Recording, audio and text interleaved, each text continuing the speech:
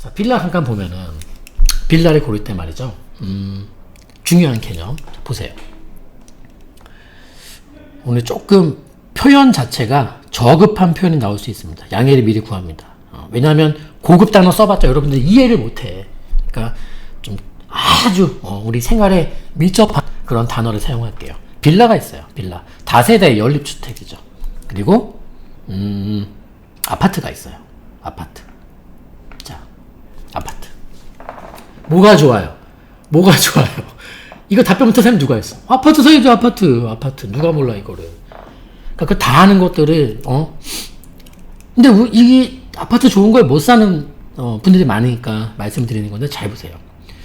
세상의 모든 빌라는 저는 두 가지 개념이 있는 것 같아요.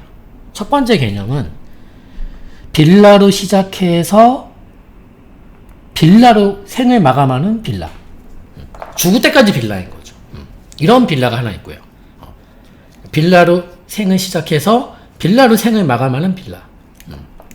그리고 두 번째 빌라는 지금 빌라인데 아파트로 바뀔 수 있는 빌라. 자, 신분이 있다고 칩시다. 빌라가 천민이라고 할게요. 천민. 아주 저급한 설명이죠. 뭐 좋아요. 뭐 고급단은 안 쓸게요. 자, 빌라는 천민, 아파트가 양반. 이런 신분 체계가 정해져 있다라면은 죽을 때까지 천민의 신분으로 가야 되는 빌라가 있고 신분을 바꿀 수 있는 아파트로 이 모습을 바꿀 수 있는 그 빌라가 있다면 여러분은 뭘 사실 겁니까? 어떤 빌라를 사실 겁니까? 1번이에요? 2번이에요? 뭐 무리나 많아지. 그쵸? 이거 답변 틀리는 분이 계시다면은 어떻게 해야 되나? 어떻게 해야 되나? 일단은 글쎄요. 그쵸? 저한테 일단 오시면 안 돼요. 제가 너무 힘들 것 같아요. 그러면 1번을 답을 택하시는 분이 있다면 저한테 오시면 안 돼요. 2번 빌라를 택해야 되는 거 아닙니까? 자, 그런데 지난주인가 오신 분께서 반포에 설해마을 쪽에 조그만한 빌라가 있다는 거예요. 그래서 그 빌라를 사는 게 어떻겠냐 라고 해서 궁금해서 오신 건데요. 그분도 자녀분 앞으로 뭔가를 사주고 싶어 하는 분이었어요. 제가 이 얘기를 해드린 거예요. 무슨 소리냐.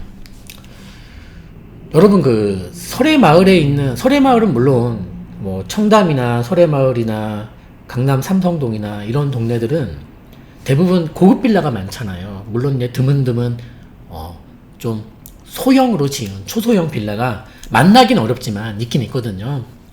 근데, 그분이 설해마을의 빌라를 사도 되냐고 여쭤보신 이유는 일단은 이거 아니겠습니까?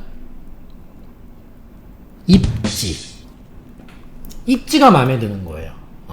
서초구고 또 위치도 반포 주변이고 위치가 마음에 드니까 입지적으로 좋으니까 그거 사도 됩니까? 라고 여쭤보러 오신 건데 설해마을 빌라가 재개발이 될 확률은 얼마나 될까요? 제로지, 제로. 아예 없죠. 아예 없죠. 그러면은 설해마을의 그 조그만한 빌라와 저 강북 미아동의 빌라랑 어떤 게 더 비쌀까요? 설해마을 비하하는 게 아니에요. 설해마을 비하하는 게 아니라. 무슨 말만 하면 이제 큰일 나죠. 그쵸, 여러분. 네. 예를 든 거죠. 설해마을에 조그만한 빌라랑 저 강북 미아동에 조그만한 빌라가 있다고 했을 때 어떤 게 더 비쌀까요? 다르게 물어볼까? 저 청담동에 빌라가 있고요. 저 은평구 수색동에 빌라가 있다고 칩시다. 어떤 게 더 비쌀까요, 여러분? 면적이 같다면 뭐 대지집은 한 7평? 건물 한 15년, 20년 됐고 뭐 그 당시에 지은 빌라니까 뭐 강남께 조금 더 잘 지었겠죠, 당연히. 청담동 빌라가 비쌀까요? 수색동 빌라가 비쌀까요? 강남구 청담동 빌라 1번, 은평구 수색동 빌라 2번. 어떤 게 더 비쌀까요? 같은 면적이라면은 청담이 많네요. 청담이 많아요. 그래서 여러분들은 빌라 투자를 안 해보신 거죠. 네. 빌라 투자 안 해보신 거죠. 최희정님, 아직도 1번. 네. 갑자기 왜 또 수색이 막 또 한마디 하니까. 여러분 주관을 버리지 마세요, 일단은. 여러분 주관대로 얘기하시면 돼요. 네? 지금 제가 되물을게요. 지금 청담동 빌라가 비싸다, 더 비싸다. 같은 면적이라면은 청담동의 빌라가 수색동 빌라보다 비싸다라고 답변하신 분들에게 그분들만 제가 여쭤볼게요. 수색동 가서 빌라 매물 본 적 있으십니까? 수색동에 가서 빌라 매물 시세 본 적 있으십니까? 아니. 그러면 저 미아 뉴타운에 가서 빌라 매물 본 적 있으십니까? 여러분 수색동 빌라 지금 살 때 돈 얼마 들어가는 줄 아세요? 전세 끼고 사는 투자 금액이 청담동 빌라 매매가보다 비싸요. 지금요 제가 다시 원점. 자, 이게 중요한 질문이에요. 지금 아주 쉬운 거야 이게. 그러니까 이 개념이 없으니까 여러분이 못 태어나. 보세요. 제가 여러분에게 뭐라고 여쭤봤죠? 청담동 빌라가 비쌀까요? 똑같은 면적이라면 청담동 빌라가 비쌀까요? 수색동 빌라가 비쌀까요? 라고 여쭤봤죠? 사실 이건 질문이 잘못된 거야. 뭐라고 물어봤어야 되냐면은 청담동 빌라가 비쌉니까? 수색동의 입주권이 비쌉니까? 자, 이렇게 묻는다면 이제 답변이 달라지는 겁니까? 수색동에는 대부분 다 95% 이상 뉴타운에 있는 빌라입니다. 다 입주권들입니다. 예비 입주권들이죠, 아파트.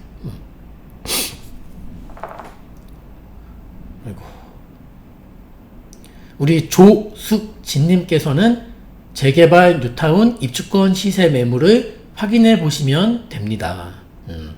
청담동이 당근 비싸죠? 라고 쓰신 우리 조숙진님께서는 꼭 그렇게 확인해 보시면 됩니다. 그러니까 여러분,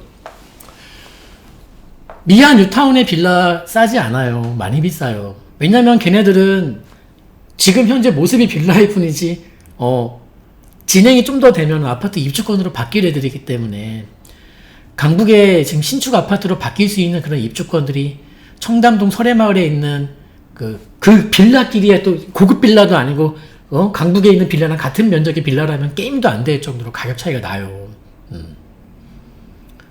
그러니까 이게 제가 재개발에 대한 뉴타운에 대한 경험과 기본 지식도 없이 빌라가 돈이 안 된다라고 함부로 논하지 말라는 소리예요. 근데 대부분 장님 코끼리 다리 만지듯이 우리 주변에 빌라 투자했다 망한 사람이 많고, 빌라를 사면은 내가 사기 전날부터 빠지기 시작해서 내가 판 다음날까지 빠진다, 이런 인식이 잡힌 장님 코끼리 다리 만진 사람들의 얘기가 우리 인식에 바로 살이 잡혀 있기 때문에 그렇게 답변을 하는 거예요, 대부분의 분들이. 그래서 개발에 대한 호재, 즉 다시 판서 잘 보세요. 빌라가 아파트로 바뀔 수 있는 2번의 루트가 만약에 없다면, 이 다리가 다 끊어져 있다면은 빌라는 철저하게 입지만을 가지고 시세가 형성하게 되어 있습니다. 맞습니까? 그런데 대반전이 일어나는 것은 1번이 아니라 2번 컨셉을 띠는, 2번 방향을 띠고 있는 빌라도 존재한다라는 것입니다. 이거 생기초예요. 근데 이 생기초를 지금도 봐요. 여쭤보니까 과반하게 틀리지 않습니까? 과반하게 틀립니다. 여러분 정말 흑성 뉴타운, 노량진 뉴타운, 부가현 뉴타운, 아니면 뭐 거여 아천, 재개발, 뭐 청량리, 팔구역 어디든 가보세요. 얼마나 좀 비싼지요. 걔네들이 비싼 이유는 빌라로 인식돼서 거래되는 게 아니라 뭐예요? 이거 아파트 입주권, 예비 입주권이지 뭐. 이 개념으로 거래되는 거 아니겠습니까? 그쵸. 그쵸. 근데 사실 이 얘기만 가지고도 굉장히 많은 얘기를 할 수 있습니다만, 오늘 그냥 너무 많은 얘기를 한번 해드리면 여러분 복잡하실까봐 가장 기초되는 것부터 얘기를 해드리는 거예요. 자, 그러면 천민이 양반으로 신분을 바꿀 수 있는 길이 하나 있다. 그러면 이 2번으로 바꿀 수 있는 이 길은 입지입니까? 입지가 좋으면 빌라가 아파트로 바뀔 수 있는 것입니까? 기본적으로 빌라가 아파트로 바뀌기 위한 기본적인 요건은 일단 노후도겠죠. 노후도. 열악한 자리들이겠죠. 열악한 자리들. 그런 자리들이 개발할 가능성이, 그러니까 즉 뭐예요? 이게 가능성이 높다란 말의 뜻은 노후도가 높은 지역일수록 되겠죠? 입지가 좋으면은 빌라를 부수고 아파트로 바꾸라고 얘기해 줍니까? 우리 저쪽에 일원동 대청마을 쪽 같은 경우가 노후된 빌라들과 단독들이 많이 있고 입지가 많은데도 거기는 아파트 개발이 쉽사리 진행되지 않는 이유가 개포동 택지를 만들 때 최초부터 단독주택지로 지정되어 있기 때문에 그렇거든요. 그러니까 입지가 좋다고 해서 다 개발시켜주는 건 아니거든요. 자, 근데 말이죠. 이 2번의 색깔에 띄는 빌라도 이게 2-1과 2-2로 나뉘어. 2번도 또 나뉘어. 2번도. 자, 어떻게 나뉘냐. 2번도. 자, 2-1은 지금 현재 개발지. 그러니까 우리가 알고 있는 무슨 구역들.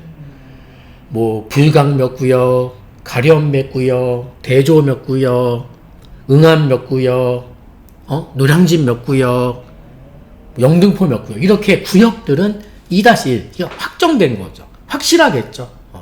물론 뭐, 진행 과정에서 변수는 있습니다만은, 개발이 지정됐고, 추진되고 있다라는 것은, 여긴 그래도 확실한 곳이구나. 2번 2-1.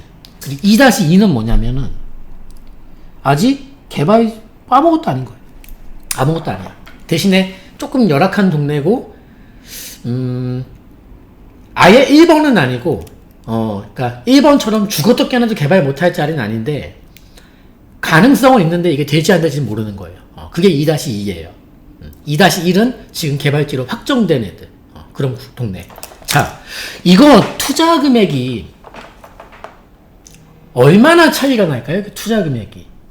이거 투자 금액이. 2-1. 그러니까 같은 동네에 투자하는데, 예를 들어 그냥 간단하게 같은 동네가 있는데, 길 하나 사이로 여기는 개발지래요. 여기는 아니래요. 똑같은 거의 유사한 한 조건의 물건이 나온다면 투자 금액 차이가 어떻게 날까요, 이거? 은평구를 잠깐 예를 들어서 말씀드리면은, 은평구는 지금 2-1, 지금 지어낸 개념이죠.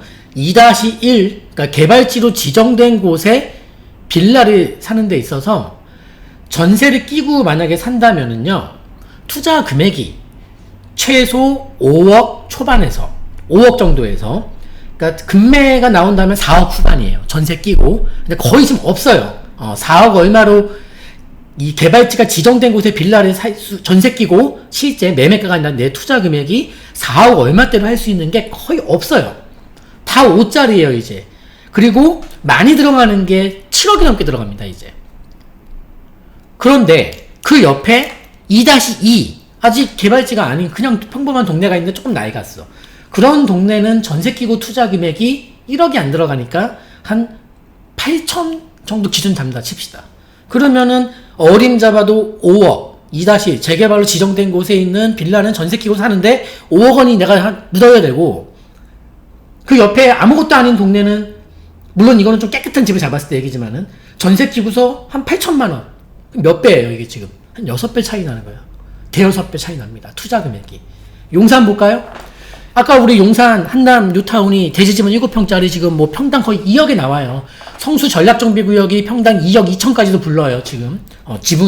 지분이 작은 애들은, 7평 이하짜리들은 남다른 거예요. 이것까지 또 얘기하면 말이 너무 커지니까. 아무튼, 우리 재개발 구역에서는 지분이 작아질수록 한 평값이 비싸게 불러요. 그리고 같은 동네, 같은 재개발인데도 지분이 땅 면적이 큰 애들은 한 평값이 낮아지는 건데, 이 격차가 되게 심해요. 제가 말씀드리는 지금 평당 뭐 2억 이런 것들은 7평 이하를 기준 잡아 얘기하는 건데, 성수 전략정비구역이 최근에 거래된 게 5평짜리가 10억 5천에 팔렸으니까 한 2억 1천만 원에 팔린 거예요, 평당. 그리고 한남 뉴타운이 한 7평짜리가 14억 정도 부르니까 7평 기준으로 평당 2억 정도 부르는 거예요. 만약에 3평짜리다 그러면 더 비쌉니다, 이제. 어찌됐든 간에. 그럼 한남 뉴타운 빌라가 10수억 원 가고 전세 나봤자 그거 뭐 끽해야 한 1억 초중반 받을 테고 그러면은 거의 매매가가 투자 금액인 상황이고 그리고 용산에서 그렇게 한남 뉴타운 지정된 곳은 그렇게 10매덕을 빌라 사는데 써야 되는 것이고 그리고 용산에도 2-2 아직 개발지가 아닌 동네 빌라들 많이 있지 않습니까? 뭐 후암동, 서계, 청파, 원효로 1, 2, 3, 4가 용문동에 효창동, 뭐 이태원동, 용산동 2가 해방촌에 있대. 이런 동네들이 투자 금액이 보통 전세 끼고 2억 중반에서 3억 사이 보거든요. 그러면 용산도 2-1 개발 지역과 2-2 아무것도 아닌 동네에 유사 면적의 빌라 투자 금액이 몇 배 차이죠? 한 4배, 5배 차이 나는 거예요. 4배, 5배 차이가 나는 거예요. 그러니까 서울 시내 어디 가도 그래요. 초투가, 초기 투자 금액이, 김경선님, 초기 투자 금액이. 뭐, 어느 동네, 여러분, 어느 동네든, 똑같아요. 그러니까 결국은, 돈이 많은 사람들은 2-1구역 투자하면 돼요. 2-1 컨셉의 빌라 투자하면 돼요. 근데 웃긴 건 말이죠. 그렇게 나 뭐 5억, 6억, 나 돈 없어.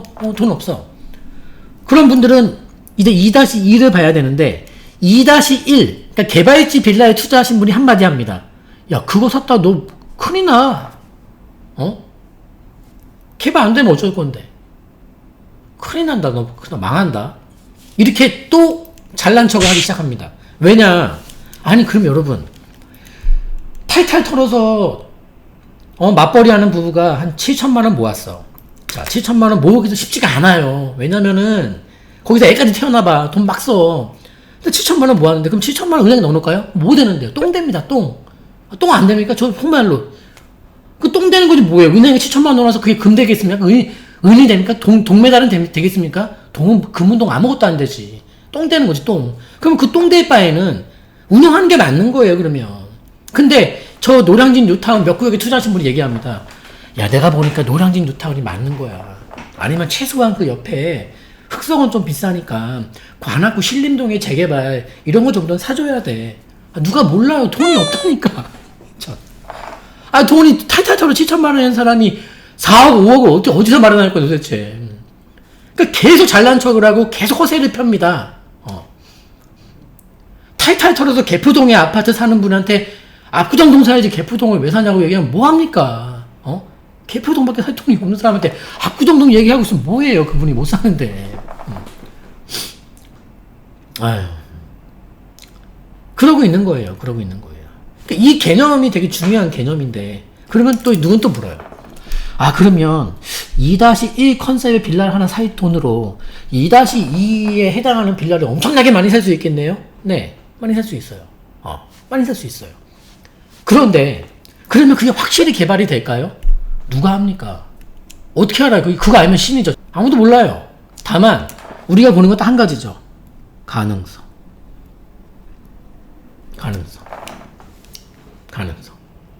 그리고, 이 2-1, 그러니까 개발지로 지정되어 있는 것 중에, 과거에 신당 19역 사례 잠깐 말씀드릴까요? 신당 19역은요, 분양 직전에 무산됐어요. 그러니까 분양 직전까지 갔으면 이 19역이라는 신당 19역이라는 곳이 얼마나 오랜 세월 많은 추진을 했을 거 아닙니까?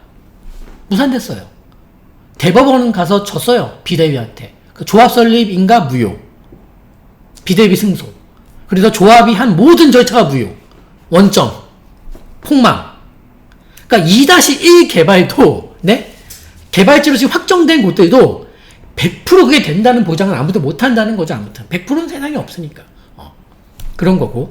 그리고 가능성을 보기 때문에 만약에 이게 개발이 안 될 수 있다 2-2 얘기하는 거죠. 이건 가능성을 못 투자하는 거예요. 요렇게 좀 바뀔 거라는 가능성을 못 투자하는 건데 아무도 모르는 거니까 말 그대로 가능성이에요.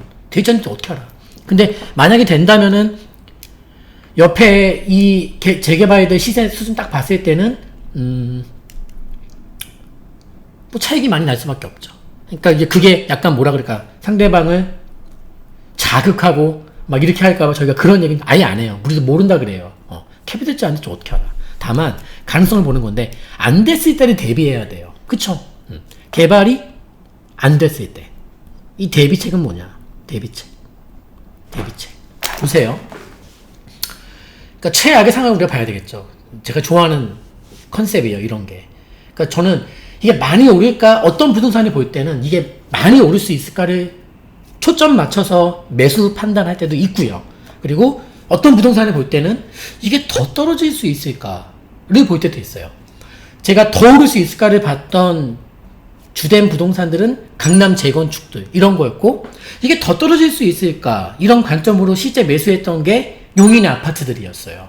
막 떨어질 때, 특히 대형 아파트 막 죽는다, 폭망이다 할 때, 저는 이게 약간 뭐 좋은 컨셉인지 모르겠습니다만은 뉴스에서 자꾸 폭망 얘기 나오니까 일단 내가 시장을 봐야 되겠다. 또 보고 나니까 폭망 정도는 아니겠더라고요. 왜냐면 매물이 없었거든. 용인 아파트도 대형 거. 그래서 당시에 용인 거는 투자 금액이 5천 정도였고요. 전세 끼고. 16년도 얘기하는 겁니다. 2016년도. 용인의 대형 아파트 살 때. 2016년도. 3억 50평대가 매수가 3억 9천, 전세대 3억 5천 났어요. 3억 5천. 그리고 내가 그 조사할 때만 해도 부동산에 전세 구하러 계속 오더라고요. 근데 시장에는 뉴스가 계속 이제 용인의 대형 아파트는 망한다, 용인은 미분양의 무덤이다, 이런 뉴스 나오니까 용인도 사람 사는 도시인데, 네? 엄연한 도시인데, 용인이 저 지방보다 못할 게 뭐가 있어요. 그런 도시인데, 그런 뉴스가 자꾸 나오니까 살긴 살아야 되겠는데 전세로만 집을 찾으니, 전세는 동이 났고, 전세랑 매매랑 5천 차이라면 전세가 조금만 꿈틀거려도 오르는 상황이더라고요. 그리고 왕년에 50평대가 용인 같은 게 잘 나갔을 때는 9억에서 8억 중반 받았던 게 4억 초반까지 빠졌었고, 게다가 이제 아무도 매수를 찾지 않으니 협상이 들어가니까 3억 후반도 꺾이더라고요. 그날 꺾여서 그날 계약한 거예요, 그냥. 그날 집 보고 그날 계약한 건데, 그때만 해도 집 보자마자 계약하자고 하니까, 3억 9천이면 사겠다고 하니까 매도인 되시는 분께서 부동산에 바로 오지도 않고 3번을 전화했어요. 정말 사는 거 맞냐? 그러니까 부동산 사면 빨리 오라고. 그분은 정말 사는 거 맞냐? 그분 전세 구하는 거 아니냐? 그러니까 부동산 사장님도 막 매매 계약서를 얼마나 써본지 모르겠다고 막 긴장된다고 자기가. 네. 그렇게 대접받고 살 때가 있었어요. 지금 용인 아파트 그렇게 못 사죠? 못 사죠. 당시에 저도 투자 금액이 5천이었는데 지금 2억 5천 이상 올랐으니까 지금 수익률이 되게 많이 난 거예요. 솔직히 저는 이제 마음가짐이 어땠냐면은 5천만 올라. 아무리 못해도 5천만 오르겠지. 지금 100%잖아요, 그러면. 100%잖아. 근데 저는 사실 제가 그 매도인 분에게 오지랖 떤답시고 이거 집 파시면 사실 안 돼요. 제가 그런 입장은 아니었고, 그분은 이게 더 이상 못 오를 거라는 가망할 그런 판단에 파신 거고, 내가 봤을 때는 더 이상 빠지기 어렵다는 판단에 나는 사는 거고, 그거 아니겠습니까? 근데 제가 계약하면서도 솔직히 마음이 편치는 않더라고요. 왜냐면 이분 팔고 나면 후회할 텐데. 뭐 어떡해요. 그 거래인데. 그럼 어떡합니까? 그렇다는 거예요. 그래서 대비를 해야 돼, 대비. 최악의 상황을 보자는 거예요. 저는 용인은 최악의 상황은 아무리 원가법으로 때려봐도 50평대가 3억 9천에 뚫고 3억 5천, 3억 2천이 될 확률이 저는 없다고 봤었거든요. 그렇게 봤던 거고, 이 빌라로 투자할 때도 지금 이 개발이 되면 좋겠습니다만 개발이 안 된다면 어떻게 할 것인가라는 대비책을 한번 검토해 보자는 거예요. 첫 번째 대비책은 뭐냐? 그거는 입지예요. 입지. 자, 이제 나오네요. 자, 아파트를 볼 때는 입지가 정말 중요하죠. 그쵸? 우리 평범한 신축 아파트들 볼 때나 평범한 구축 아파트들 볼 때는 입지가 정말 중요해요. 자, 그런데 여러분이 보시는 아파트가 예를 들어서 만약에 재건축이라면 입지가 판단의 전부이겠습니까? 지금 이 질문 이해하십니까? 여러분이 기본적으로 일반적으로 보는 아파트가 평범한 구축 아파트라, 뭐 신축 아파트다, 입주 10년 차다, 입주 15년 차다, 이런 아파트라면은 입지가 정말 중요하고, 사실 입지 판단만 잘해도 돼요. 근데 여러분이 보시는 아파트가 재건축 아파트라면 입지만을 가지고 우열을 가리면 되는 겁니까? 그쵸? 김경선님 똑똑하시네. 입지 플러스 사업성 봐야지. 볼 게 많아져요.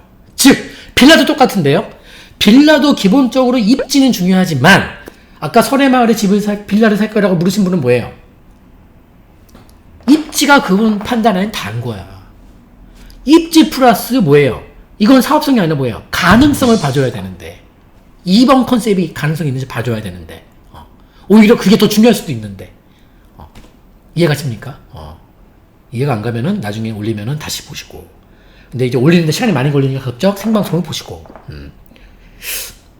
그러면 자 다시 돌아와서 입지는 뭐예요? 입지는 한마디 제가 요약해 드릴게요. 입지는 여기서 중요한 입지란 뭐냐면은 입지는 거점이어야 돼. 거점. 자, 거점은 두 가지 컨셉으로 나뉩니다. 여기서 첫 번째 거점이라는 개념은 정말로 서울의 지리적 위치적으로 중심부여야 돼. 근데 중심부면서 비강남권이 좀 더 유리하겠죠. 중심부면서 좀 열악성을 띠는 곳들이 강북이 많으니까요. 뭐 용산이라든지 뭐 이런 애들. 아예 그런 지리적 거점 자리 또는 서울인데 외곽권이지만 동부권에도 거점 자리가 있고요. 동부권에도 거점 자리가 있죠. 이렇게 동부권 거점 자리가 있고 또 서부권에도 거점 자리가 있고 또 서남부에도 거점 자리가 있어요. 서남부에도 그렇죠? 이렇게 지리적으로 아예 중심부도 있고 이 사이드에 거점 자리들이 있거든요. 그게 거점이에요. 그게 거점. 왜냐면 빌라가 2번으로 갈 수 없고 1번으로 끝난다면은 네? 지금 중간에 들어오신 분들은 이게 무슨 소리인지 몰라. 나중에 처음부터 다시 보세요. 그래서 이 1번으로 끝난다면 2번으로 갈 수가 없다. 가능성 없다. 딱 나중에 뭐 어느 날 판별이 난다면은 1번으로 간다면은 입지를 무시할 수가 없는데 입지와 거점 이렇게 중요하게 보는 이유는 뭐냐면 어찌 됐든 다른 말로 또 다른 단어 하나 적을게요. 제가 적고 싶은 단어는 이겁니다. 변화. 변화의 폭이 많을 지역. 변화의 폭이 많을 지역. 그거예요. 서북부 거점 자리는 두 군데잖아요. 서울시 도시기본계획의 거점 자리, 여러분 네이버에다가 서울시 도시기본계획 광역 거점 치세요 좀. 거기 쭉 나오잖아요 지도.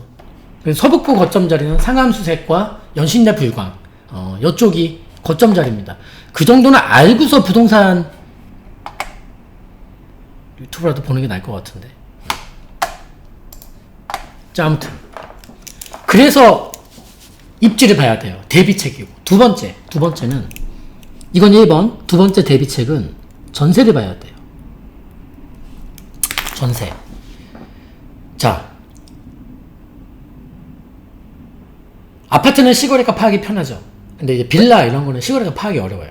그런데 최소한 시거래가 판단이 도저히 안 된다 해도 그 시거래가를 객관적으로 그나마 판별할 수 있는 법이 전세 시세를 확인하는 거예요. 예를 들면 매매가가 2억이었고 전세가 1억 5천이었다고 칩시다. 매매가 2억에 전세 1억 5천이었다고 칩시다. 근데 이제 몇 년 지났는데 나 매매 시세 모르겠어. 근데 전세가 한 2억 3천 간대요. 2억 3천. 그러면 정확하게 실거래가 매매가를 모르겠더라도 전세가 2억 3천 가게 되면 옛날 매매가 뛰어넘었죠? 전세가 2억 3천 받을 수 있다면 최소한 매매가는 여기서 갭을 우리가 한 돈 5천 잡아도 이 정도 어느 정도는 받을 수 있겠구나는 충분히 추산이 가능해. 추론이 가능해요. 추론이 가능해요. 추론이. 이해가십니까? 그런데 전세가 예를 들면 뭐 떨어진다든지 또는 전세가 계속 오르지 못하고 제자리에 맴맴 돈다든지 이거를 대비책으로 조심해야 되는 거예요. 이거를. 근데 지금 개발지로 아직 지정 안 된 여기 우리 지금 설명으로는 2-2 컨셉을 띄고 있는 그런 지역의 빌라들을 고를 때는 저는 그래요. 가급적이면은 전세를 안정적으로 받을 수 있는 있으려면은 연식이 너무 낡은 거로 접근해서는 어렵다. 2-1 컨셉의 투자는 낡은 거 사도 되죠. 어차피 뭐 그래요.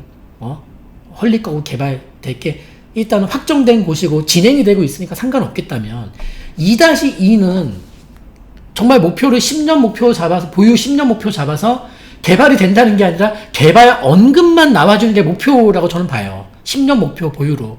개발의 언급만 나와주기 전 목표라고 생각해요. 그거 언급만 돼도 진짜 이거는 뭐,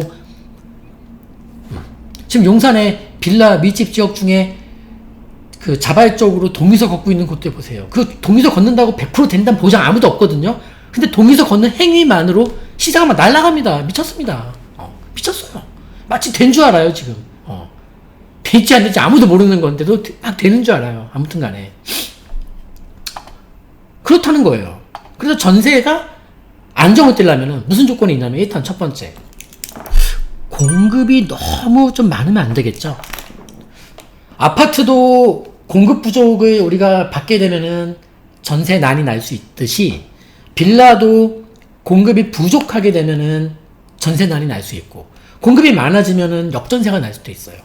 근데 빌라가 역전세가 났던 사례가 예전에 한 3, 4년 전에 송파에서 한번 났었고, 또 2, 3년 전에 저 강서구나 또 양천구 목동 일대에서 역전세가 났었어요. 빌라 얘기하는 겁니다. 그 당시에 일시적으로 공급이 되게 많았었거든요. 근데 기본적으로 이 시내 중심가 쪽에서는 공급이 많지는 않다 보니까 빌라가 역전세 난 거 제가 본 적은 없어요. 제가 시내 쪽에 갖고 있던 빌라들 중에 그게 중구에 있었든 용산구에 있었든 성동구에 있었든 간에 제가 오랫동안 보유하는 스타일이다 보니까 보유했을 때 내가 샀던 매매가를 나중에 전세 금액이 뛰어넘지 않은 빌라가 없어요. 제가 샀던 모든 빌라들은 나중에 전세 금액이 내가 샀던 매매가 이상을 잘 받았으니까. 결국에 제가 무슨 생각했냐면은, 이 집은 내가 산 집이 아니구나. 세입자가 나 사준 집이구나. 되려 나는 집도 공짜로 얻었고 전세금이 매매가를 뛰어넘었으니까 돈을 받아버린 거죠. 그러니까 세입자는 저한테 집을 사줬고 여유 자금을 저한테 제공해줬습니다. 전 이자를 안 내는 것이고요. 전세 금액이 매매가를 뛰어넘게 된다는 의미를 이해하시겠습니까? 그래서 제가 항상 했잖아요, 얘기를.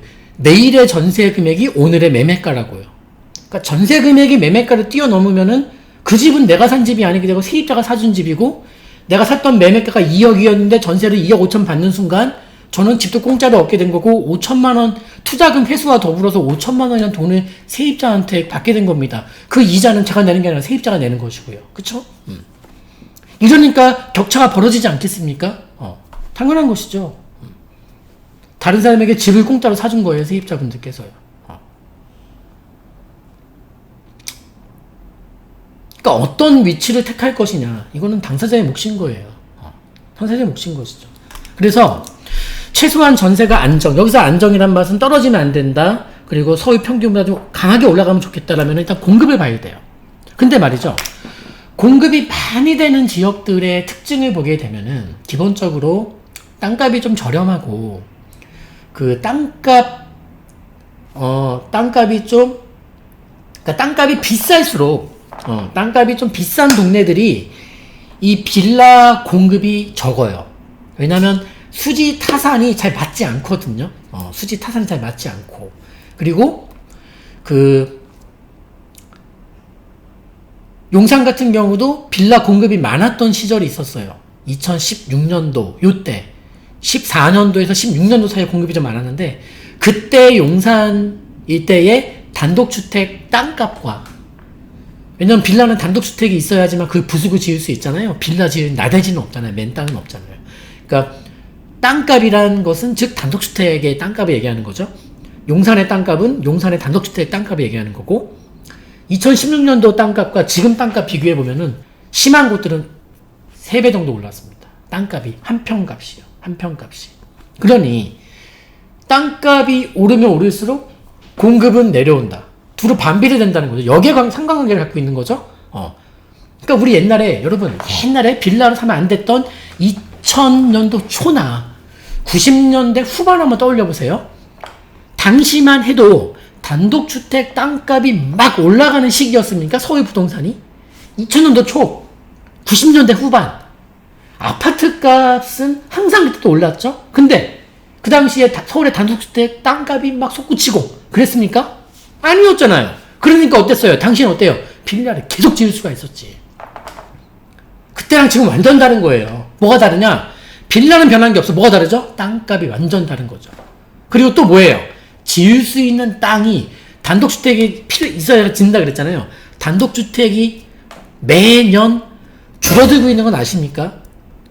서울 전체 주택 총량이 100이라면 아파트 비중은 조금이나마 계속적으로 늘고 있고 단독주택 비중은 계속 마냥 단 한 해도 늘지 못하고 감소하는 거 맞습니까? 맞죠?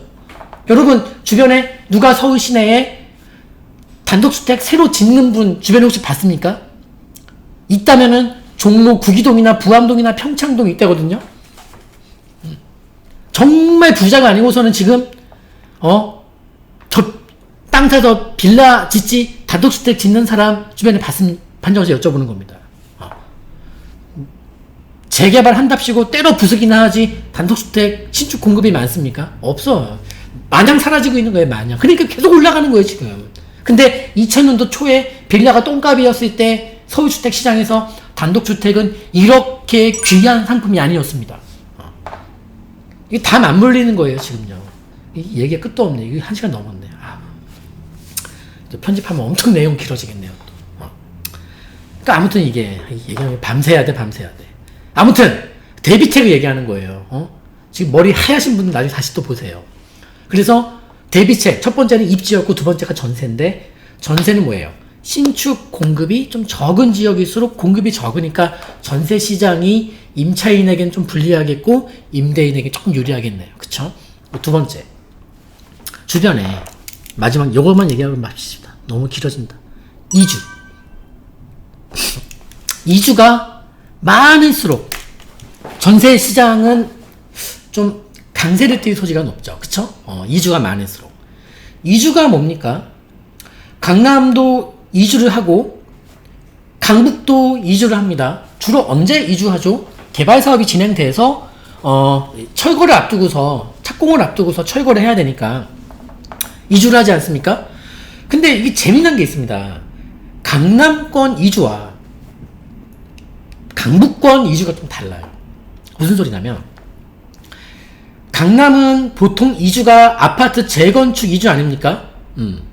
그쵸. 그러면 아파트에 살던 분들이 어찌됐든 간에 아파트가 낡았으니까 재건축을 하겠습니다만은 강남에서 애들 교육 때문에 좀 낡은 아파트지만은 아파트에 새 들어 사시는 분이 그 아파트가 재건축한다고 해서 나가래요. 자, 이 분들과 강북에 재개발한다는데 쓰러져가는 집에 살고 계시는데 다가구 주택 방한칸 또는 그 동네에 뭐 재개발 그 빌라 살고 계신 그 세입자분들의 이주와 같나요? 같습니까? 그래서 강남권 이주가 나오면 강남권은 아파트 전세가 상승의 부채질하는 요인으로 작용하고 강남이 아닌 강북권 이주는 아파트가 아닌 빌라나 뭐 다가구처럼 비아파트 상품 전세가를 밀어 올립니다. 강남과 강북에 똑같은 이주가 나오더라도 결과가 이렇게 달리 벌어지는 거예요. 왜냐면 강북 재개발 살고 계신 분이 빌라 또는 다가구 방학한 살고 있는데 재개발 한다고 나가래요. 그분들이 아파트 전세 갈 수 있습니까? 못 가요. 못 가. 아파트 전세 갈 수 있는 분이 재개발 빌라에서 왜 새들어 살고 있습니까? 못 가요. 금액적으로 갈 수가 없는 거예요. 금액적으로 갈 수가 없는 거예요. 이해가십니까? 그러면 그 주변에 빌라 이런 전세 금액이 옆에 이주가 뭐 100가구 이상 나옵니까? 1000가구 이상 나옵니까? 아니죠. 수천 가구 이주 나옵니다. 근데 그 중에서 아파트 전세를 이사 갈 수 있는 세입자, 구할 수 있는 세입자가 경제적으로 몇이나 될까요? 저는 거의 없다고 봐요. 그러면 그 동네에서 2-2, 그러니까 2-1 구역에서 이주 당하시는 세입자분들은 옆에 2-2, 아직 개발지는 아닌 동네에 빌라 전세를 구해서 가야 되는데 수천 가구가 이사를 나와. 수천 가구 들어갈 빈집 있습니까? 아무리 강북의 빌라라고 한들 빈집이 어딨어. 빈집이 어딨어요. 그렇게 되는 거예요. 그러니까 지금 이 중심부에서는 마포가 용산보다 빌라 놓고 봤을 때 얘기해요. 이게 마포, 이게 용산이라고 칩시다. 붙어 있죠, 둘이. 근데 마포가 용산보다는 매매가는 쌀지라도 전세 금액은 훨씬 높아요. 매매가는 용산구가 높지만 전세 금액은 마포구가 훨씬 높아요. 왜 그러죠?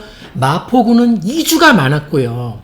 아이언 뉴타운을 위시해서 각종 재개발간 뉴타운들 이주가 계속 나왔었지 않습니까? 그러면서 아파트로 또 바뀌어 있는 것이고, 근데 그게 재개발을 해서 서민주택들이 모여서 살던 동네가 재개발 한답시고 이제 이주를 시켜버리면 이 많은 아파트 못 가는 분들이 빌라나 구해야 되는 분들이 이제 이주가 크게 나오죠, 한 번에. 근데 이 자리는 또 아파트가 들어서면 서민들이 못 들어와. 최소한 중산층들이 들어와. 그러니까 뭐예요? 서민주택의 물리적인 공간은 지속적으로 감소하는 거예요. 어쩔 수가 없는 거예요. 여러분, 바둑판을 여러분 머릿속에 한번 떠올려 보세요. 바둑판에 흑알도 있고 백알도 있어요. 흑알이 빌라고 백알이 아파트예요. 근데 시간이 가면 갈수록 흑알이 자꾸 사라지고 백알로 바뀌고 있어. 이해가세요? 근데 흑알 밖에 들어갈 수 없는 사람은 점점 줄이 길어지고 있어. 전세 안 오르고 백이겠습니까? 되게 간단한 거예요. 그래서 박원순 서울시장이 서울시장을 하시면서, 서울시장까지 얘기 나오면 너무 길어지는데 짧게 할게요. 박원순 서울시장이 서울시장을 하시면서 재개발 뉴타운 전면 철거하지 맙시다. 무슨 명분을 그렇게 얘기했었죠? 이거 아닙니까? 이주가 문제가 심각하니 이주를 줄입시다. 서민들이 계속적으로 공간을 잃게 되고 살던 터전을 잃어버리니 이주를 하지 못하도록 재개발 뉴타운을 하지 맙시다. 재건축도 철거 웬만하면 하지 말자. 이렇게 해서 막 무산시키고 일본제로 막 무산시킨 거 아닙니까? 엄청나게 많은 구역들을. 그랬더니 어떻게 됐습니까? 그랬더니 어떻게 됩니까? 뭐 어떻게 돼요? 신축 아파트 값이 날아가고 살아남은 재개발 뉴타운들이 호가를 막 부르는 거 아닙니까? 왜? 희소해지니까. 재개발 재건축 무산은 두 가지를 의미합니다. 첫 번째. 재개발 뉴타운 재건축이 많이 지정되어 있어야지만 미래에 아파트가 많이 입주할 거란 뜻 아닙니까? 그렇잖아요. 아니 서울에서 재개발 재건축하지 않고 아파트 무슨 수로 지어요? 뭐 지역주택 조합 사업합니까? 절대 하지 말라고 그래요. 지주택 절대 하지 마시죠. 그거 궁금해하지도 마요. 그 상담하지도 마세요. 물이 필요도 없는 거 질문하는 거예요. 지주택은요. 지역주택 조합 사업은 법률 자체를 없애버리는 게 낫습니다. 왜? 전국적으로 소송도 많고. 소송이 왜 많을까요? 문제가 많지 않습니까? 맨날 다 모았대. 새빵한 거짓말 아닙니까? 통제도 안 되고. 그러니까 지주택 같은 거 그 성공 사례가 뭐 얼마나 많아요. 그 몇 건의 성공 사례 가지고서 막 아파트 싸게 얻는다고 세상에 공짜가 없다니까. 그러니까 싼 게 비지떡이라 그거 천수 망하는 거예요. 그래서 그러니까 우리가 아무리 아파트를 못 살망정 빌라를 산다 한들 지주택 같은 건 투자하면 안 되는 것이죠. 밤새겠다. 그래요. 계속 나와. 가지치기 계속 나오고 있어. 집중해야 되는데 자꾸 이게 퍼져나. 무슨 단어만 하나 나와서 퍼져나와. 그러니까 오늘 여러분 이게 지금 프리스타일이니까 따로 준비한 내용이 없으니까 그냥 막 나오는 건데 어떤 개념이 하나 나올 때마다 자꾸 길어지네요. 욕심이네. 전달하고 싶은 욕심. 아무튼 간에 2주를 막았더니만 재개발, 재건축 엉망이. 여러분 요즘 상담할 때 질문 수준이 얼마나 무섭냐면은 내가 청량리 몇 구역을 봤는데 거기서 무슨 매물을 봤는데 이게 지금 투자 금액이 얼마고 자기가 봤을 때 예상 분담금 얼마 정도 내면은 될 것 같고 이렇게 물어요. 놀라워요. 제가 전에 얘기했지만은 질문하는 거 딱 들어보면 안다. 이 사람이, 그러니까 질문하는 수준만 딱 들어봐도 이 사람이 준비가 됐구나. 경험치가 있구나. 돈을 벌겠구나. 이분은 질문을 이렇게 하는 거 봐서는 힘들겠구나. 이게 상담이 별로 도움이 안 될 수도 있겠구나. 답만 빨리 드려야 되겠구나. 그리고 그 답 드리는 거에 집중할 수 있도록 해드려야 되겠구나. 그러니까 질문만 들어도 아는데 고수들이 많이 찾아오세요. 근데 말이죠.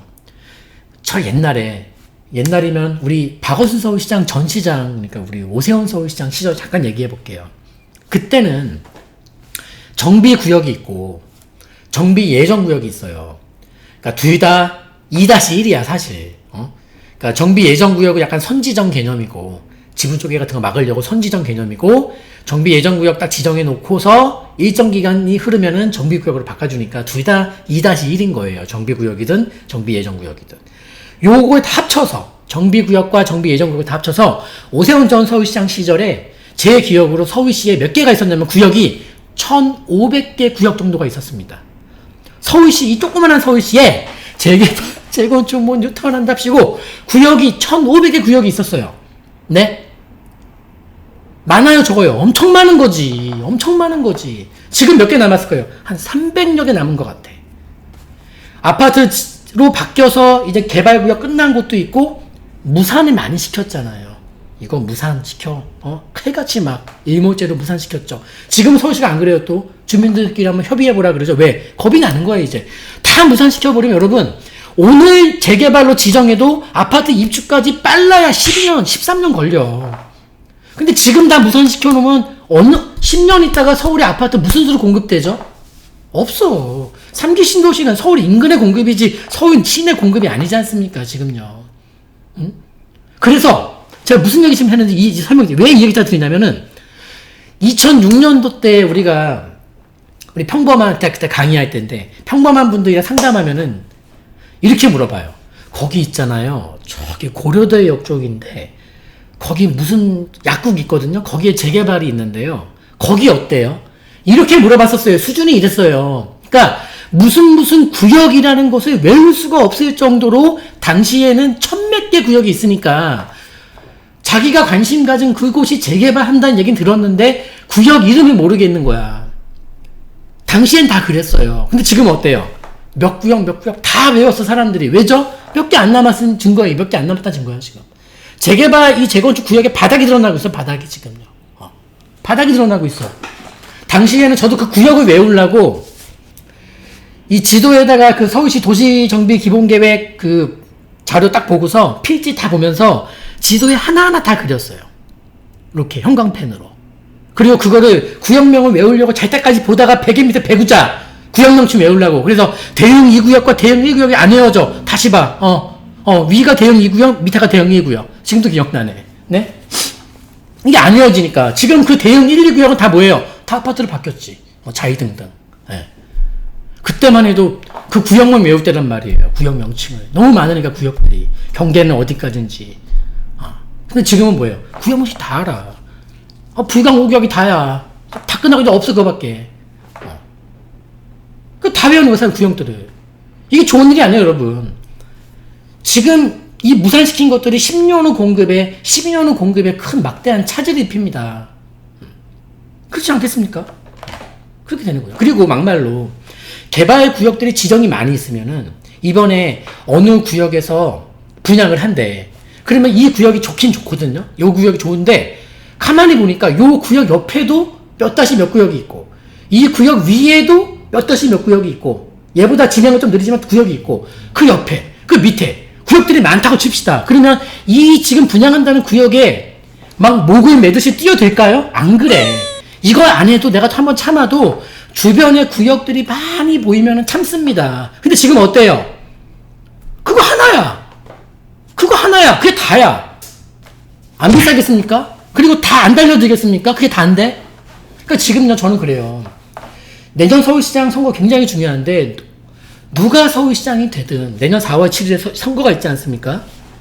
누가 서울시장이 되든, 또는 어느 정당 소속의 서울시장이 당선이 되든, 지금 이 정부 임기 1년 반 동안의 집값보다도 일단은 10년 후 닥칠 그런 부분들도 미리 준비하는 차원으로 지정할 곳들은 좀 지정을 해야 되지 않겠습니까? 그리고 무산된 곳들이 하도 많다 보니까 살아남은 애들이 조금이라도 좀 빨리 가줘야 돼요. 그럼 뭐예요? 절차를 조금이라도 간소화시켜줘야 된다고 생각합니다. 그래서 이게 지정할 곳들은 지정을 좀 해줘야 되고 지정도 하나도 없이 계속 무산만 시키니까 이런 지금 문제가 벌어지는 거예요. 지금 이 부분은 당장 문제가 아니라 제가 말씀드렸잖아요. 재개발 뉴타운 지정 시점과 입주까지는 정말 빨라야 10년이에요, 이거. 빨라야 10년이니까. 그 시점에서 공급 차질 벌어질 것들을 지금 여기서 원인들을 우리가 하나하나 만들 이유는 없지 않겠습니까? 대비해야 될 거 아닙니까? 무산만 한다고 다는 아니지 않습니까? 그리고 무산시켜줘서 마을 꾸미게 해준 동네들 만족도가 높습니까? 차라리 이럴 바엔 다 재개발달라는 그 인터뷰 뉴스 기사 많이 보지 않습니까? 최근에는요? 뭐 얘기하면 끝도 없는 얘기지만. 다시 원점으로 돌아갔어. 자신에게 최선을 택하세요, 여러분. 자, 잠깐만. 힘들어. 내일 새벽 4시에 깨야 되는데 큰일 났네. 자, 이베스님 죄송해요. 소통 좀 하시죠. 죄송합니다. 이게 소통하는 강의가 아니에요. 이게 그냥 저 혼자 떠드는 강의다 보니까 죄송하고 제가 이게 하면서 여러분들 이 글씨를 보면서 못해요. 네, 죄송합니다. 소통할 수 있는 강의도 나중에 한번 시도해 볼게요. 저 혼자 지금 소통까지 하면 이거 지금 2시간 내에 안 끝났다 보니까 그렇고요. 원래 강의는 우리 한 50분 정도 하는데 오늘 좀 길어졌네요. 아무튼 간에 소통 없는 강의 계속 이어갈 겁니다. 죄송해요. 이건 제 강의 스타일이니까. 제가 제 시간을 써서 이제 하는 거니까. 일단 강의하는 제가 편해야 됩니다, 여러분. 좀 이해 바라고. 제가 힘들면서 억지로 갈 수가 없어. 그런 강의는 저는 좋은 강의 아닌 것 같아요. 억지로 의무감으로 하고 싶지도 않은 강의를 한다. 돈을 아무리 줘도 안 합니다. 그래서 간혹 가다가 외부 강의 정말 수백만 원짜리 강의 들어오지만은 제가 원하는 컨셉 강의가 아니면 안 나갑니다. 그래서 우리 기업체 분들 되시는 분들 강의 문의가 연말 다가오니까 많으신데 일단 저는 제가 하고 싶은 강의 아니면 안 합니다. 하고 싶지 않은 강의 내용을 요청하는 강의는 하지 않아요. 그렇다는 것이고 처음 돌아가서 최선책과 차선책 개념을 이해하시고 나만의 최선책, 나만의 차선책을 찾길 바래요. 어줍지 않게 부모의 도움이든 뭐든 간에 여러분 시작점이 달랐다는 것을 자책하지 마시고 부모를 원망하지 마세요. 네? 시작점이 다른 것은 그 시작점이 다르다는 게 큰 핸디캡은 맞습니다만 그거를 살면서 절대로 극복할 수 없는 거라면은 자책하고 부모를 원망해도 돼요. 하지만 그 시작점이 다른 것을 충분히 누군가들은 다 역전해 나가더라는 거죠. 나만의 최선책과 차선책 전략을 취하면서 다른 사람에게는 차선책 또는 선택하지 않은 전략이 누군가에게는 최선책이 될 수도 있는 거예요. 그렇게 생각합니다. 뭐 맨날 부모 엄마가 뭐해? 뭐 하늘에서 뭐가 떨어집니까? 동아줄이 내려오나요? 근데 정말 절실하면 이 동아줄 같은 매물을 만나게 돼요. 제가 그랬으니까. 자, 오늘은 근데 이게 또 아파트 얘기 말고 이제 매수용 빌라, 사도 되는 빌라와 파는 게 좋은 빌라 얘기를 한답시고 했는데 뭐 방학동이며 뭐 설해마을이며 청담동이며 뭐 다 나왔는데 뭘 말씀드리고 싶어 하는지는 그것만 이해하시면 돼요. 그렇게 보고 갔으면 좋겠고 정 모르시겠다면 상담 받아서 가는 게 제일 안전합니다. 근데 저는 그래요. 제일 중요한 건 초보든 뭐든 간에 마인드인데 마인드가 얼마나 열려있느냐 이 그릇을 얼마나 키우느냐. 다만 이 그릇에 담을 게 내가 없더라도 그릇을 키우는 연습은 해야지. 그러면 이래요. 누구는 그래요. 당장 내일 아침에 로또 맞으면은 여러분 어떻게 할까요? 여러분 돈 못 벌어. 왜냐면 사람들은 그래요. 이 많은 물을 원해.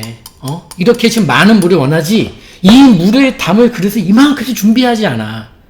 그것은 이만큼의 담을 수 있는 물이 생겼을 때 그 이만한 그릇을 그때부터 찾기 시작하는데 늦어요. 물이 비록 내가 요 정도밖에 물이 없을지라도 이만한 큰 대접을 미리 준비해놔야 돼요. 그게 마인드야. 마인드가 안 되는 분은 죽어죽게 해도 그릇에 담은 물이 못 만나. 그냥 착각한다니까, 사람들이. 이런 큰 양의, 많은 양의 물을 만나기만 한다면은 내가 어디든 담을 수 있을까 착각을 해요. 못 담습니다. 그 물 만나는 것보다 그릇 만들기 더 어려운데. 마인드가 안 되는데 무슨 돈을 벌어, 도대체. 예. 사실 그대로 얘기하는 거예요. 지금 너무 가슴 아픈 얘기지만 하는 거예요. 가진 돈이 없더라도 마인드는 있어야 될 거 아니에요. 마인드가 안 되는데 돈이 생기면 내가 번다? 갑자기 하루에 로또가 맞는다? 돈 못 벌어요, 여러분. 준비가 안 되는데 무슨 돈을 벌어. 그 돈을 담을 그릇이 안 된다니까. 그래서 어떻게 하냐? 결국은 이만한 물을 꽝꽝 얼려서 큰 눈사람만큼 얼음덩어리 만들어서 요 컵 위에 올려놓습니다. 그 얼음덩어리를. 그래놓고 자기는 담았다라고 착각합니다. 담긴 뭘 담아. 녹으면 다 흘러넘쳐요. 그릇이 요만한데, 내 그릇이. 그래서 이 그릇은 만드는데 돈이 안 들어.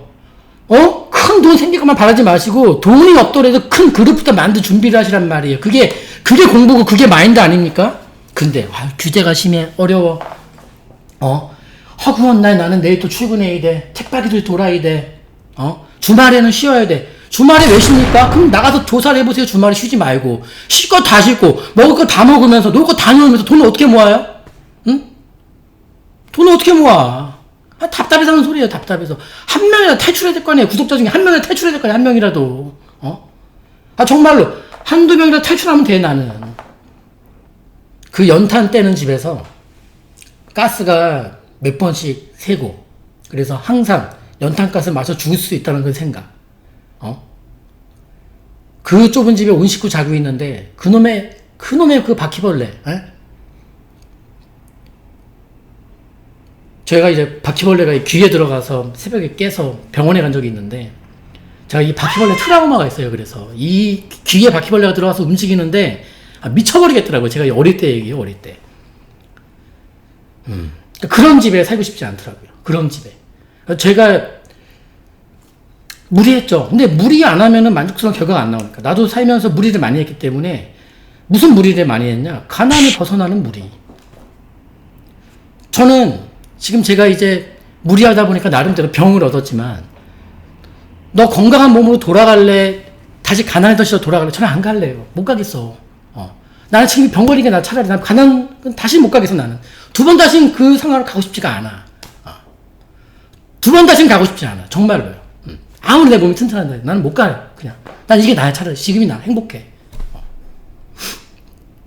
그런 집에 다시 살고 싶지가 않아요. 정말로.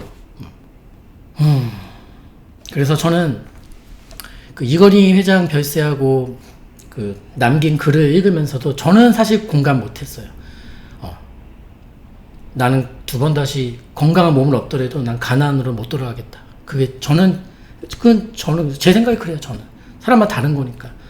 근데 다만 건강까지 챙기면서 내가 왔다면 얼마나 좋았을까. 그 생각을 합니다. 개인적으로. 근데 과연 그랬다면 내가 완벽한 무리를 할 수 있었고 완벽한 효과를 거둘 수 있었을까? 저는 아니라고 봅니다. 아니라고 봐요. 세상에 다 얻을 수는 없다니까. 다 가질 수는 없어. 하나 버리고 두 개 얻는 게 세상 아닙니까? 근데 지금 집에 못 사시고 계속 전세 사는 분들은 뭐예요? 하나 버리고 두 개를 얻는 그 삶의 원리? 이거를 모르는 거 아닙니까? 그러니까 어때요? 나는 하나도 잃고 싶진 않아. 그냥 하나만 얻으면 안 될까? 이런 거 없어. 하나 버리시고 두 개 얻어야 되는데. 잃고 싶진 않고 욕심은 작아. 하나만 얻으면 돼. 그런 거 없다고요, 세상에. 그게 자기 모순이라고요. 계속 나와, 자기 모순이. 가짜 편지됩니까? 아무튼 간에. 공감이 별로 안 갔더라고요, 저는.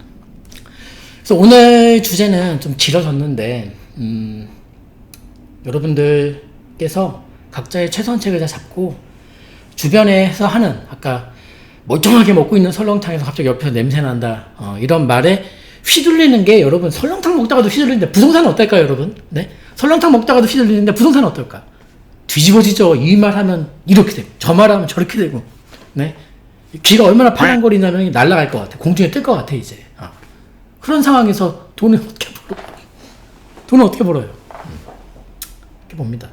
그러니까 고집이 있어야 되고, 근데 성공한 사람 중에 고집 없는 사람이 없고, 실패한 사람 중에도 고집 없는 사람이 없으니, 그럼 중간은 뭐냐? 어영부영 가는 거죠. 그러니까 고집을 어느 방향으로 펴느냐에 따라서 이게 극단적으로 결과 차이가 난다는 것이죠. 중간 애매한 건 없어요.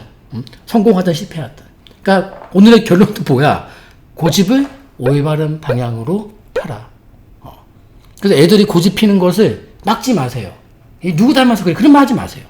고집이 없는 애들이 오히려 고집 없는 애들보다 고집 강한 놈들이 훨씬 나아요. 그런 애들이 난 거예요. 100번 난 거예요. 아까도 봤잖아. 예민한 애들이 최소한 멍청하진 않다고요. 네? 그렇게 생각합니다. 부자병법 채널에 들어오시면은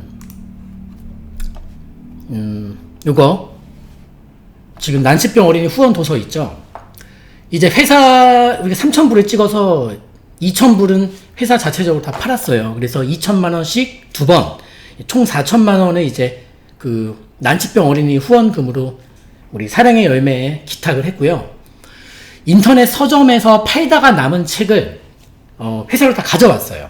지난주에 회사를 왔는데 몇백 건이 있더라고요. 그걸 왜 가져왔냐? 인터넷 서점에서 팔리면 15,000원 중에 한 8,000원에서 9,000원 가량이 서점에서 뛰어가요. 너무 많이 뛰어가요. 아무튼 그러다 보니까 이거를 회사에서 직접 자체적으로 배송을 해드리면은 15,000원 온전히 다 난치병 어린이들을 도울 수 있거든요. 서점에 떼이는 거 없이. 그래서 제가 다 가져왔어요. 아직 몇백 건이 남았어요. 요거 아직 구입 안 하신 분들은 제발 좀 구입 좀 해서 좋은 일 좀 합시다. 올해 가기 전에 좀 하세요, 여러분, 제발. 에? 좀 해요, 해. 이 15,000원도 안 도와주면서 무슨 1억 5천원 벌겠다고 다니면 뭐예요? 나는 그런 마인드로는 좋은 금매물 못 만든다라고 생각합니다, 개인적으로. 그래서 마지막으로 요거 내용 보면서, 요거 내용 보시면서 누나가 되었어요라는 이 난치병 어린이 후원 도서 아직 구입 안 하신 분들 회사에 아직 몇백 건 또 다 갖고 왔어요. 저희가 전문 포장업체는 아니지만 일일이 하나하나 다 포장해서 손수 사인해서 다 보내드리고 있고, 그렇게 보니까 구입 안 하신 분들은 지금이라도 연말 가기 전에 좀 좋은 짓 좀 합시다. 네, 여러분 15,000원 20,000원 뭐 좋으니까 아무튼 그렇게 해서 어린이 도서 후원금 난치병 어린이 보탬이 될 수 있도록 했으면 좋겠습니다. 요거 보시면서 지금 보시는 누나가 되어서라는 오늘 구입 영상은 부자병법 유튜브 채널 들어오시면 다 보실 수가 있고, 오늘 여러분들이 도와주신 도서 후원금, 도서 구입금이죠. 구입금 우리가 2천만원 단위로 후원한다 그랬죠. 오늘 2020년 7월 27일 오늘 오후 3시 7분에 사랑의 열매의 이제 2차 도서 기부 2차 2천만원을 이제 송금했습니다. 박수 한번 더 쳐주시고, 제가 어제 요게 이제 그 누나가 되었어요 도서인데, 이 도서 인사말에 보면은 이 책의 모든 수익금은 이제 저긴장성 척추 측만을 앓고 있는 가명 김한솔 양과 소아병동 어린이들의 병원비 후원에 쓰입니다. 어제 여기 이 책에 나오는 이제 가명 이 김한솔 양과 가족분들과 저희 가족분들하고 이제 저희 가족과 함께 화성에 계세요. 그래서 화성에 가서 좋은 고기 마시고 개구리도 잡고 맛있는 식사도 하고 그리고 왔는데요. 이런 말씀을 해 주시더라고요. 이거는 저한테만 한 말이 아니라 이 책을 구입해 주신 모든 분들에게 우리 그 김한솔 양의 아버지 되시는 분께서 하신 말씀인데, 정말 잠시나마 치료비 걱정을 하지 않을 수 있어서 너무 기쁘다. 이런 말씀을 해 주셨고 제가 대표로 듣고 왔습니다. 처음이래요. 잠시나마 약 한 1년 정도는 자기가 치료비 걱정을 하지 않아도 된다라는 게 너무 행복하다고 하시는데, 제가 근래에 만났던 상담이나 많은 분들 만났을 때는 아무도 웃는 분이 없으셨는데, 어제 활짝 웃는 모습을 보면서 책 구입해 주신 모든 분들 여러분들 정말 감사하고 정말 잘하신 거예요. 이건 감사라는 말보다는 정말 잘하신 거예요. 정말 잘하셨고, 아직도 이거 구입해 주지 않으신 분들은 좀 구입해 주세요. 그리고 인터넷 서점에서 구입을 해주시든 아니면은 조금 더 후원을 하고 싶으신 분들은 부자병법 유튜브 들어오시면은 메인 영상에 요 책 구입 방법이 올라가 있으니까 구입해 주시고, 이게 인터넷 서점에서 이제 구입해 주시면은 서점에서 많은 돈이 뛰어가요. 굉장히 많이 뛰어가서 제가 이제 직접 판매, 그러니까 서점에 맡긴 판매가 아니라 내가 직접 팔겠다 해서 우리 회사에서 많은 책을 쌓아놓고 팔았는데 거의 지금 다 팔아갔는데, 인터넷 서점에서 많이 안 팔려서 남은 책을 또 회사 다 가져오기로 했습니다. 지금 이제 우리 직원들이 알면 또 까무라치겠네요. 이게 일이 많아서 그래요. 전화며 뭐 주소 받는 거며 포장이며 보내드리는 거며 일이 많아요. 사실 회사에도 바쁜데 이 도서 일이 또 많아요. 그래서 우리 직원들에게도 되게 미안한데 두 번의 기부를 이렇게 했고, 우리 또 3차 기부 또 해야 되거든요. 다 팔아서. 그러니까 우리 직원들도 고생 많이 한 거 내가 알고 있으니까 좋은 일 한 거예요. 힘들게 느끼시면 안 돼요. 여러분들이 큰 돈으로 기부한 건 아니지만 여러분들의 시간과 그런 번거로운 것을 하면서 도와준 거예요. 잘한 거예요. 또 구입하신 분도 다 잘하신 거고, 이걸 뭐 마치 제가 감사하다는 표현은 좀 아닌 것 같아요. 뭐 네 돈을 내가 책을 팔아 내가 뭐 갔습니까? 다 같이 함께 도와주는 취지로, 부자병법 이 구독자분들께서 부동산에 미친 사람, 돈에 미친 사람 아니잖아요. 근데 남들은 그렇게 볼 수 있다고 봐요. 그러니까 여러분들 스스로가 부자병법 구독자분들답게 생각을 해주시고 행동을 해주시기 바랍니다. 잘 쉬시고 잘 먹고 잘 자고 다음 주 월요일날 또 찾아뵙겠습니다. 행복하시고 건강하세요. 감사합니다.